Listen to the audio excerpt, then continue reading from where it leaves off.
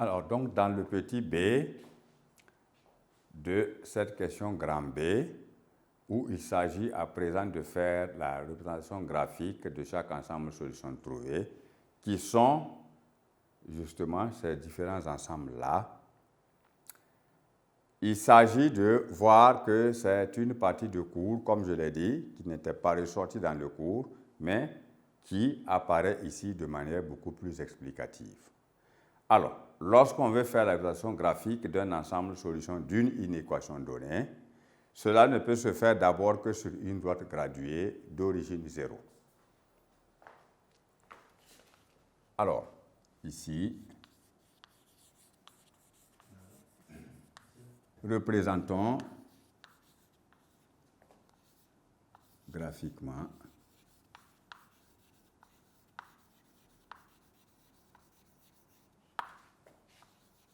ces ensembles solutions.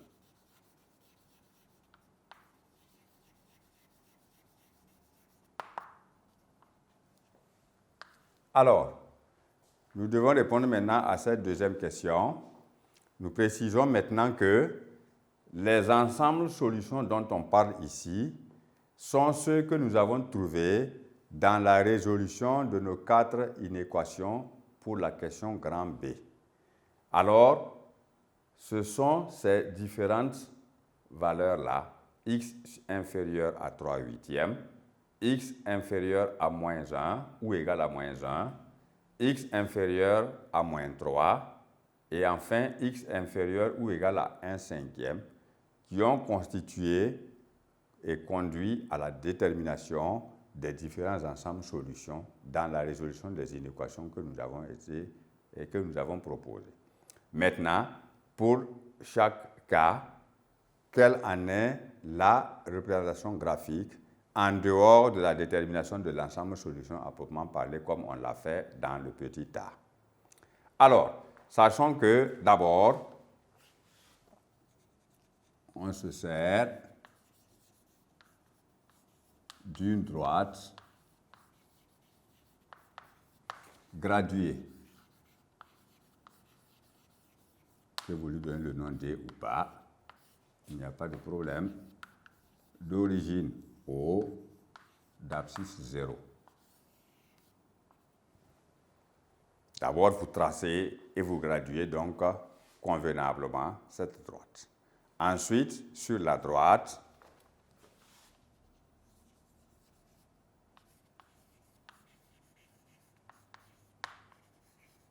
graduée, on place le nombre trouvé.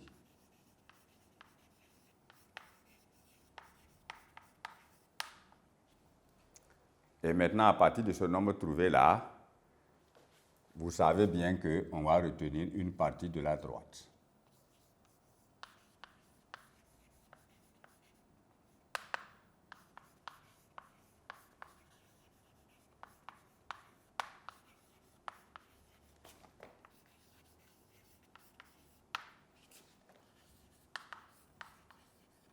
À partir donc de ce nombre placé.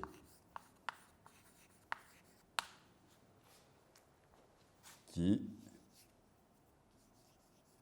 est l'ensemble solution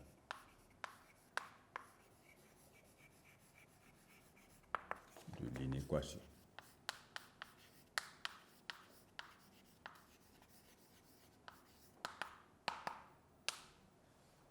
Alors, donc, cela veut dire que pour le premier cas,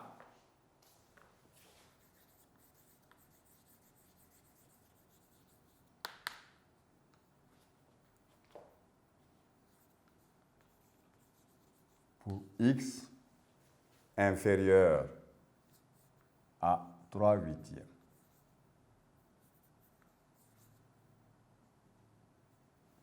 qu'est-ce qu'on va obtenir comme représentation graphique? D'abord, la droite.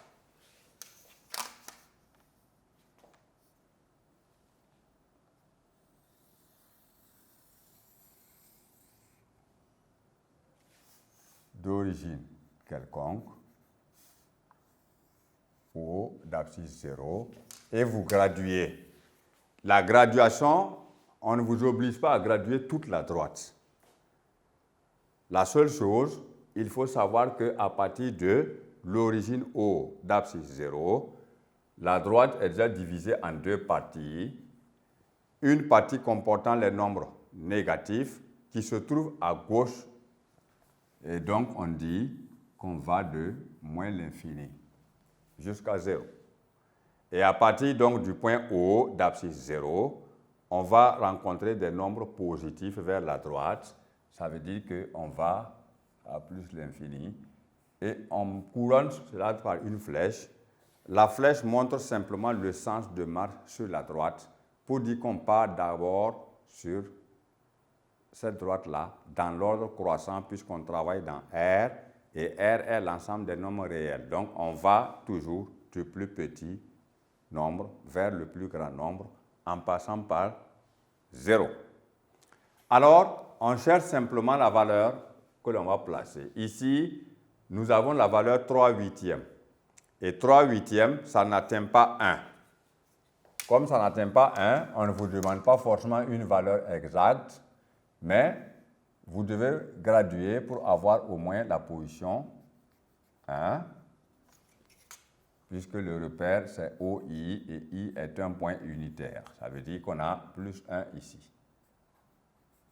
Voilà. Le nombre étant positif, vous savez maintenant que 3/8, si vous voulez faire la division de 3 par 8, vous allez avoir un nombre décimal qui n'atteint pas 1. Donc, vous avez 3/8. En posant l'opération, vous allez avoir 0,3 fois 8, 24, il est 6.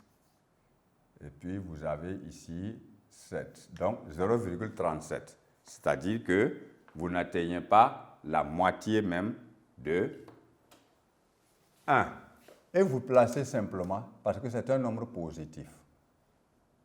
Voilà. Alors, vous n'atteignez pas donc la moitié. Donc, ça veut dire que vous êtes à peu près ici. Vous choisissez un endroit quelconque sur la droite parce qu'on peut le faire sans parler même de graduation. Trace la droite, on marque l'origine. Selon que le nombre est positif ou négatif, on le place simplement à droite de O ou à gauche de O, sans tenir compte d'une quelconque précision. Maintenant, vous avez tracé, nous avons donc 3/8 qui se trouve ici. Alors, la valeur étant placée sur la droite graduée, on va maintenant voir quelle est la partie de la droite que nous allons considérer comme partie comportant l'ensemble solution, c'est-à-dire la partie qui comporte des nombres plus petits que 3/8. Donc, vous voyez bien que quand vous êtes à 3/8, si vous allez vers plus l'infini, vous allez avoir des nombres qui sont plus grands.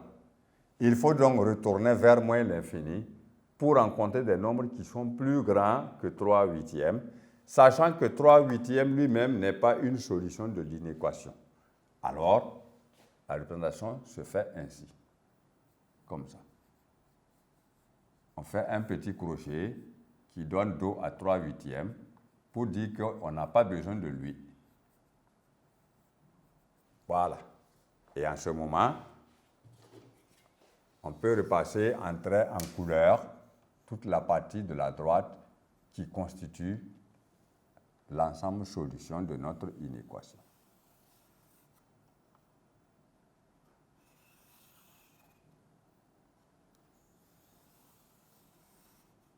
Voilà, c'est cette partie. Alors, ce petit crochet-là donne dos à la valeur 3/8 parce que dans notre situation ici, 3/8 n'est pas une solution.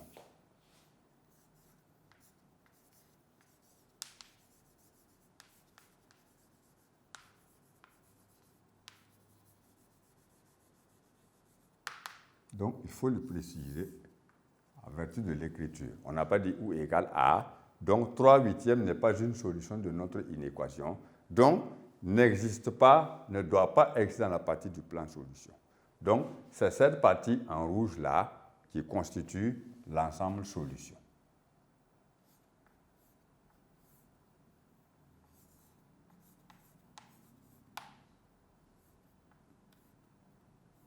Voilà, c'est cette partie que nous avons tracée en rouge qui est la partie à retenir de la droite graduée. Et il en est ainsi pour tous les nombres. Alors, ici, comme les nombres sont tous, on a dit toujours, on a employé inférieur à, inférieur ou égal à, mais vous voyez que ce sont ces deux symboles-là seulement qui existent. Donc, nous allons tracer maintenant une autre droite pour représenter graphiquement la deuxième solution. Et on va passer maintenant à un cas spécifique où on a les cas supérieurs ou bien supérieur ou égal à. Alors, donc ici, on va voir que lorsque on a pour x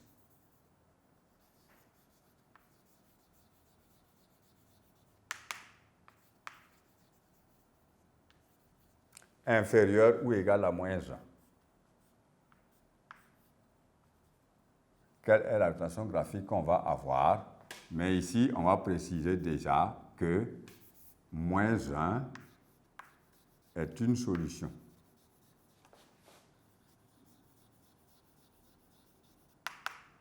Voilà, si c'est précisé déjà, ça vous permet de savoir qu'est-ce qu'il faut en faire sur la droite.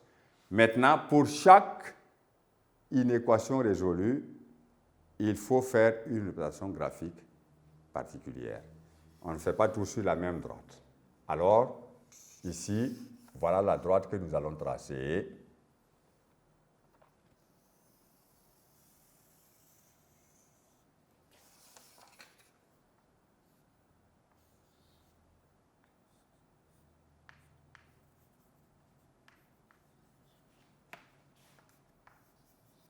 Alors, maintenant, la valeur que nous devons placer, c'est moins 1.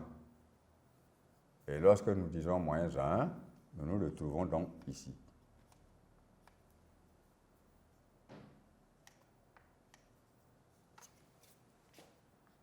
Nous avons donc le repère OI et moins 1 se place ici.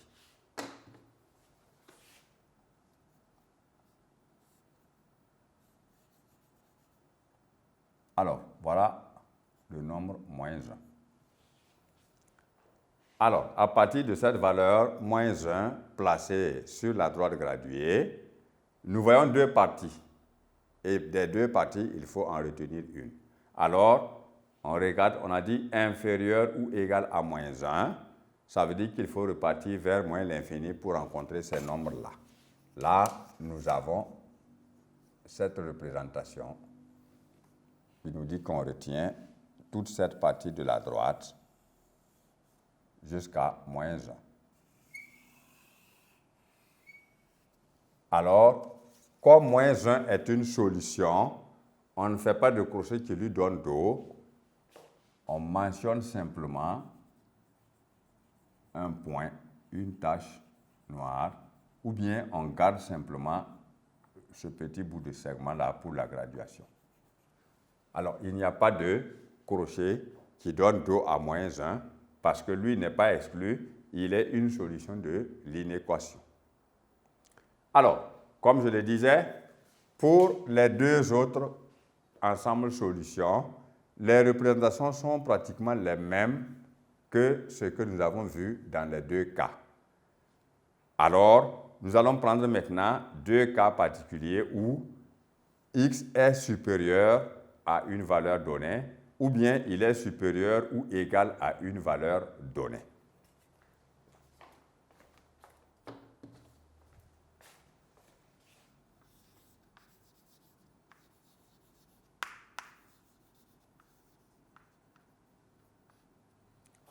D'abord, x supérieur à 2, ou bien x supérieur ou égal, par exemple, à moins 5.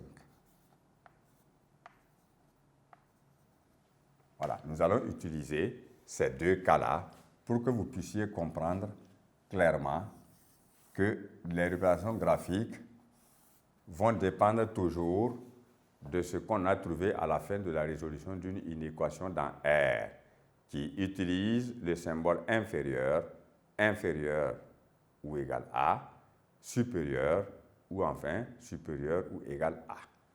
Alors, ici,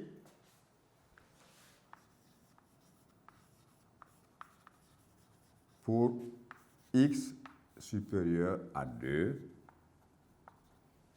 nous traçons la droite.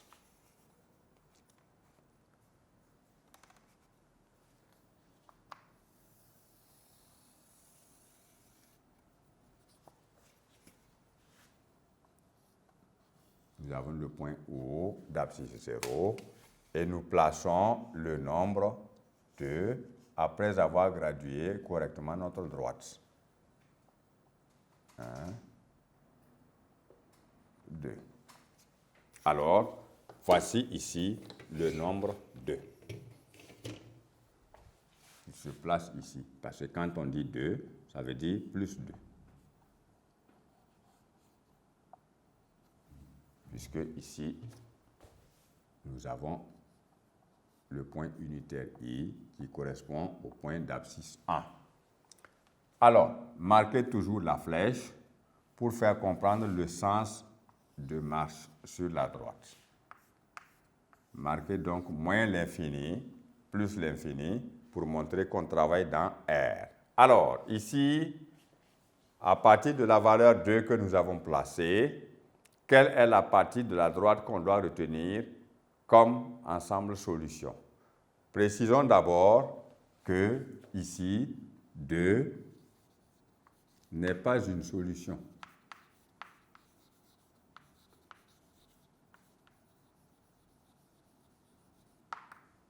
Voilà. 2 n'est pas une solution.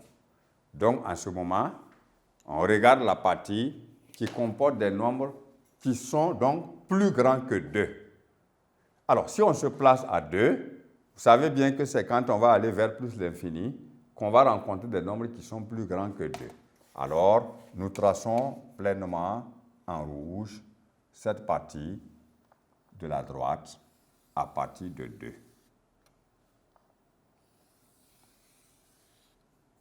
Alors, maintenant, qu'est-ce qu'on va faire de 2? On a dit que 2 n'est pas une solution. S'il n'est pas une solution, c'est qu'on n'a pas besoin de lui. Alors, on fait un petit crochet qui lui donne dos, ainsi qu'il suit. Donc, ça veut dire qu'on peut considérer tous les nombres, sauf 2. Voilà. Et ici, c'est l'ensemble solution que nous avons comme ça. Alors, même si vous ne l'avez pas indiqué par une flèche, ce n'est pas grave, mais c'est pour que vous compreniez que c'est cette partie-là qui constitue l'ensemble solution SR. Et enfin,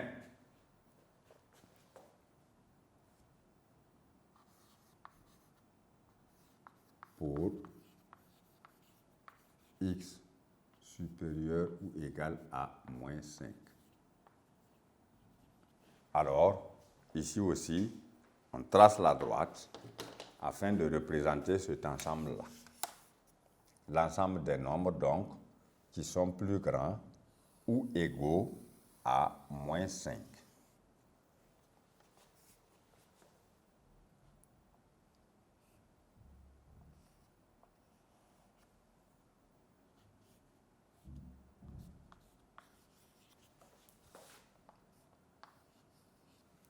Alors, moins 5, nous allons le placer forcément quelque part parce que, de toute façon, même sans graduation, l'essentiel, c'est de retrouver le nombre à la place où il doit être à partir de l'origine de notre repère, qui est le point O.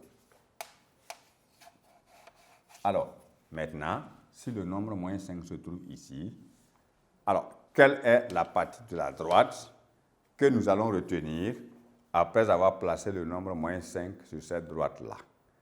Nous lisons que ici, x doit être plus grand que moins 5. Donc, à partir de moins 5, il faut aller vers plus l'infini pour pouvoir rencontrer des nombres qui sont plus grands que lui. Et alors, c'est cette partie de la droite.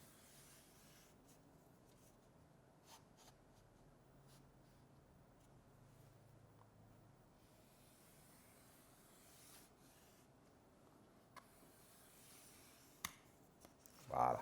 Donc, si nous sommes à moins 5, il faut aller vers plus l'infini en passant par 0 pour trouver des nombres qui sont plus grands que moins 5 d'abord. Maintenant, nous remarquons ici que d'après l'écriture que nous avons, moins 5 lui-même est une solution de l'inéquation.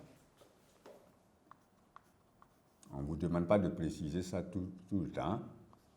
Voilà, mais c'est ici explicatif pour qu'on en tienne compte dans la représentation. Moins 5 est une solution. Alors, ça veut dire qu'on en a besoin. Et comme on en a besoin, on le fait donc comme dans ce cas-là. Nous marquons simplement ici. Voilà, sans faire de crochet qui lui donne dos. Ça veut dire que nous partons ici et nous avons besoin de 5 lui-même. Alors, dans ce cas-là, voici la partie de la droite qui constitue l'ensemble solution de cette inégalité. Bien. Alors, à présent, ça c'est bien un cas particulier qui n'a pas de rapport avec l'exercice d'application que nous avons traité, parce que dans cet exercice d'application-là, on a rencontré simplement que des nombres plus petits ou égaux à. Or, si nous avons des nombres qui sont plus grands ou égaux à, il faut que vous sachiez comment on en fait la résolution. Voilà pourquoi j'ai considéré ce cas-là à titre d'exemple explicatif.